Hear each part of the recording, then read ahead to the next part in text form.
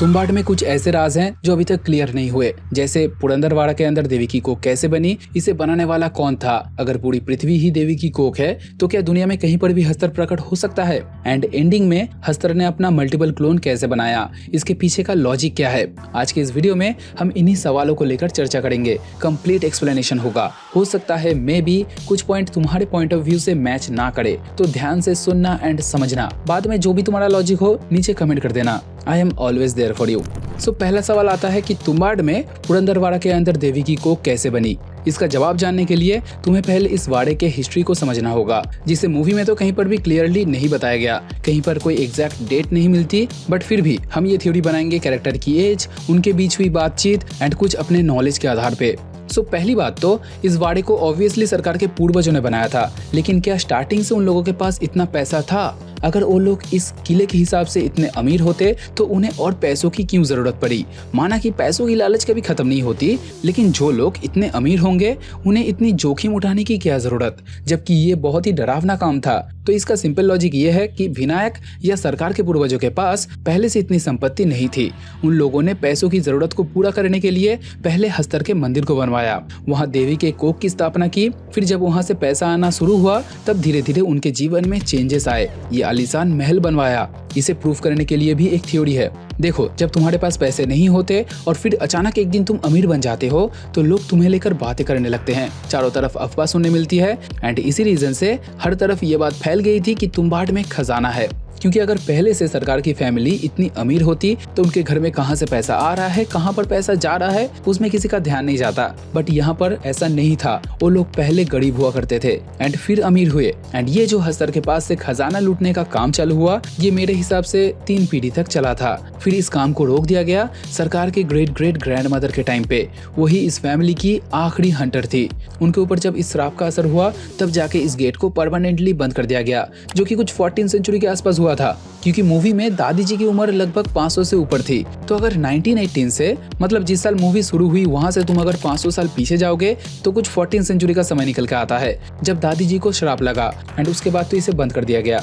अब इतना सब कुछ बताने का रीजन था तुम लोगों को तुम्बाड में मंदिर बनवाने का आइडिया क्लियर हो जाए। तो सरकार के पूर्वजों ने पहले हस्तर के मंदिर को बनवाया, जो कि ग्राउंड लेवल पे थी, लेकिन उन लोगों ने चालाकी से उस कुएं के अंदर देवी के कोख की स्थापना की ताकि गांव के बाकी लोगों को इसके बारे में आसानी से पता न चले। तो पहले उन लोगों ने इसे मैनमेड तरीके से बनाया, फिर देवी की आराधना की एंड इसमें ऑब्वियसली कुछ तंत्र मंत्र भी शामिल थे, जिससे अल्टीमेटली ये गड्ढा देवी की कोख में कन्वर्ट हो गया। इसमें एक तरीके से जान आ गया।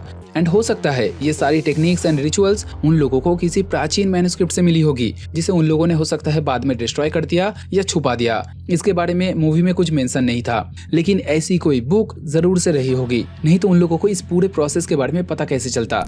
अब इसी लॉजिक के आधार पे एक और सवाल का जवाब भी तुम्हें यहाँ पर मिल जाता है कि अगर पूरी पृथ्वी ही देवी की कोख है तो क्या दुनिया में कहीं पर भी हस्तर को बुलाया जा सकता है? तो आंसर है हाँ, ये पॉसिबल है। तुम्बाड के यूनिवर्स में विनायक जब अपने बेटे को देवी की कहानी बता रहा था तब उसने ये बताया था कि पूरी पृथ्वी ही देवी की कोख है और इसी कोख से देवी ने 16 करोड़ देवी देवताओं को जन्म दिया है। लेकिन इनमें से देवी का पहला संतान था हस्तर। अब यहाँ पर मेटाफोरिकली एक चीज देखो, जैसे सुपर हीरो मूवीज में कहते हैं कि संसार में अच्छाई से पहले बुराई ने जन्म लिया था, ठीक उसी तरह से यहाँ पर भी सबसे पहले ग्रीड ईर्ष्या ने जन्म लिया।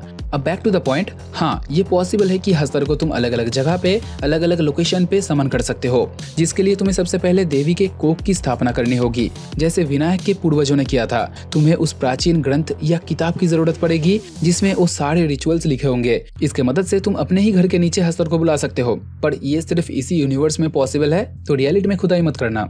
अब ये दोनों सवाल तो तुम्हें क्लियर हो गए, लेकिन अभी जो मेन एंड कॉम्प्लिकेटेड सवाल है उस पे बढ़ते हैं। एंडिंग में हस्तर ने अपना मल्टीपल क्लोन कैसे बनाया? इस सवाल को लेकर कई थ्योरीज हैं। बहुत लोगों का ये मानना है कि ये सारे क्लोन्स हस्तर के अंश थे, जो देवताओं के प्रहार के कारण उससे अलग हुए थे। ये थ्योरी सुनने में ठीक लगता है, लेकिन इसे जस्टिफाई कैसे करोगे?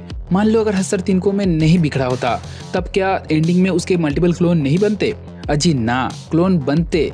इसे इस तरीके से देखो, ये सारे हस्तर आटे की गुड़िया की वजह से आए थे, ये तो हमें पता है। वहाँ पर जितनी गुड़िया थी, हस्तर ने भी उसी हिसाब से अपना क्लोन बनाया, एक गुड़िया के बदले एक हस्तर, क्योंकि ये डॉल्स एक तरीके से हस्तर की मूर्तियां थी। इनके जरिए तुम हस्तर को समन कर सकते हो, उसे बुला सकते हो। जैसे और दूसरे भगवान को पूजने के लिए उनकी मूर्तियां बनाई जाती है, ठीक उसी तरह से हस्तर को बुलाने के लिए आटे से उसकी मूर्तियां बनाई जाती थी। एंड क्योंकि उसे इसी आटे की भूख भी थी, तो वो उन मूर्तियों को खा जाता था। लेकिन तुम अगर आटे के बजाय किसी और चीज से गुड़िया बनाओगे या आटे से कोई और स्ट्रक्चर बना के ले जाओगे, तो हस्तर नहीं आएगा। तुम्हें आटे से हस्तर की ही मूर्ति बनानी पड़ेगी, तभी वो इसे खाने आएगा। अब इससे एक बात तो कंफर्म हो जाती है कि विनायक आटे से हस्तर की मूर्तियां बनाया करता था। इसका एक प्रूफ भी है, इस गुड़िया की तरह ऐसा ही सेम स्ट्रक्चर हमने हस्तर के मंदिर में देखा था। इस वाले हस्तर की मूर्ति को मिट्टी से बनाया गया था, लेकिन इन दोनों ढांचों में एक सिमिलरिटी थी। ये दोनों ही हस्तर के बचपन वाली इमेज को दर्शाता है।